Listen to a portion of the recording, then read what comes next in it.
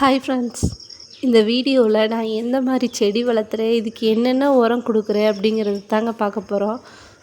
பெரும்பாலும் பார்த்திங்கன்னா இங்கே இருக்கிற எல்லா செடிக்குமே நான் இது வரைக்கும் உரம் எதுவுமே கொடுத்தது கிடையாது. என்ன காரணம் அப்படின்னா, இந்த சைடு இருந்த எல்லா இடமுமே முதல்ல சும்மா இருந்த இடம்தான். இதில் பார்த்திங்கன்னா நிறைய கோழி அது இதுன்னு மேய்ஞ்சது, அப்புறம் நம்ம இந்த கிச்சன் வேஸ்ட்டெல்லாம் இந்த வழியில் தூக்கி போடுறது, இதுவே இந்த மண்ணுக்கு ஒரு நல்ல ஒரு சத்தாத்தாங்க இருந்தது. அதனால் நீங்கள் நான் என்ன செடி வச்சாலுமே அது ரொம்ப நல்லா வந்துட்டுருந்தது.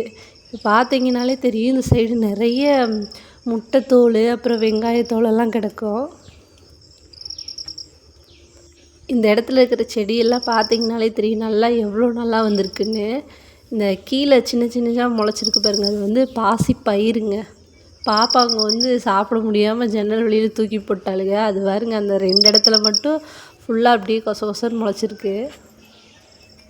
இந்த சைடெலாம் பாருங்கள், மிளகா, பூசணிக்காய். பெரும்பாலும் நம்ம அதிகமாக யூஸ் பண்ணுறது, நம்ம மண்ணுக்கு எது நல்லா வருமோ அதை மட்டும்தாங்க இதில் நான் விதை போட்டிருக்கேன். இந்த பூசணிக்காயெல்லாம் பார்த்திங்கன்னா கரெக்டாக ஒரு காய். இது சீசன் கிடையாது, சீசனுக்கு முன்னாடியே நான் போட்டுட்டேன். அதனால் இந்த பூசணிக்காயோட சீசன் பார்த்திங்கன்னா இது தான். இந்த மார்கழி இந்த மாதம்தான் நிறைய பூ பிஞ்செல்லாம் வரும். நம்ம ஒரு கார்த்திகை அந்த மாதிரி விதை ஊனோம்னா சரியாக இருக்கும். உரம் நம்ம எப்படி உரம் கொடுக்கலாம் அப்படின்னா, சாணி குப்பை, ஆட்டாம்புழுக்கை, அப்புறம் கோழி எருவு, கிச்சன் வேஸ்ட்டு இதெல்லாம் கொடுக்கலாம்.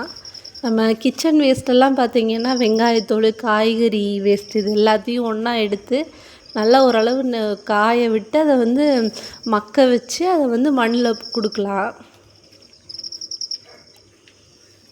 இதெல்லாம் அடுத்த சீசனுக்கு இப்போ ரெடி ஆகிட்டு இருக்குதுங்க.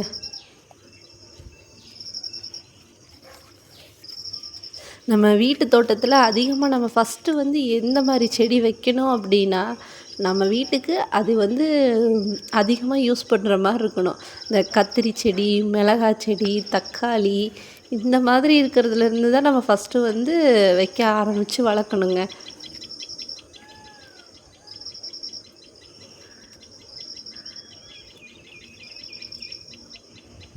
இந்த பக்கம்லாம் பாருங்களேன், நான் இந்த ஓசை கூட அந்த கடலச்செடி மேலே தான் போட்டு இழுத்துட்டு போவேன்.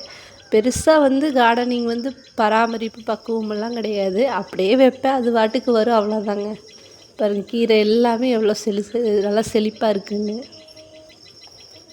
இதுக்கப்புறம் தாங்க நானே ஃபஸ்ட் டைம் இந்த கிச்சன் வேஸ்ட்டெல்லாம் இப்போ தான் கொஞ்சம் எடுத்து வச்சிட்ருக்கேன்.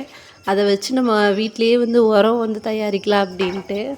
அதுக்கு பார்த்திங்கன்னா, நம்ம வீட்டை சுற்றி இருக்கிற இந்த செடியோட அந்த காஞ்ச சருகெல்லாம் இருக்குது பாருங்கள், அதெல்லாம் எடுத்து ஒன்றா ஒரு கவரில் போட்டு வச்சு அதெல்லாமே அதில் யூஸ் பண்ணலாம். இது ஃபஸ்ட் டைம் நான் செடி போட்டதுனால எல்லாமே இந்த மண்ணில் இருக்கிற சத்தே அதுக்கு போதுமானதாக இருக்குது. நெக்ஸ்ட் டைம் நம்ம போடுறப்ப கண்டிப்பாக உரம் போட்டால் தான் செடி நல்லா வளரும். ஏன்னா மண்ணில் இருக்கிற சத்தை பூரா இப்போ செடி எடுத்துருச்சுன்னா அடுத்து மண்ணிலேயே சத்து இல்லாமல் போயிடும். நம்ம அடுத்த தடவை யூஸ் பண்ணுறதுலேருந்து கண்டிப்பாக உரம் கொடுத்து தான் ஆகணும். இந்த கொத்தமல்லியெல்லாம் பாருங்கள், நிறைய எடுத்துட்டேன்.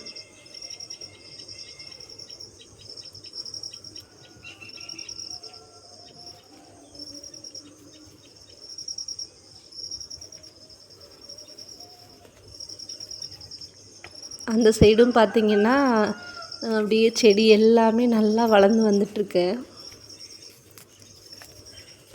மிளகு தக்காளி செடி பாருங்கள், ஒரு ஆள் உயரத்துக்கு மேலவே வளர்ந்துருச்சுங்க. பாருங்கள் எப்படி இருக்குன்ட்டு.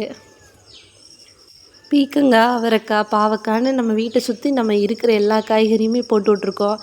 பெரும்பாலும் பார்த்திங்கன்னா எல்லா காயுமே கொஞ்சம் கொஞ்சம் அப்படியே எடுத்துக்கிட்டே தாங்க இருக்கேன். இந்த மாதிரி கார்டனிங் வீடியோ உங்களுக்கு பார்க்கணும் அப்படின்னா கண்டிப்பாக நம்ம சேனலுக்கு சப்போர்ட் பண்ணுங்கள். பெருசாக நம்ம ரிஸ்க் எடுக்கிற மாதிரி இதெல்லாம் நான் பண்ண மாட்டோம். பார்த்திங்கன்னா இன்றைக்கி எல்லாருமே ஈஸியாக வளர்க்குற மாதிரி செடி இதெல்லாம் தாங்க நாம் போட்டுட்ருக்கோம். கண்டிப்பாக இது உங்களுக்கு யூஸ்ஃபுல்லாக இருக்கும், பாருங்கள்.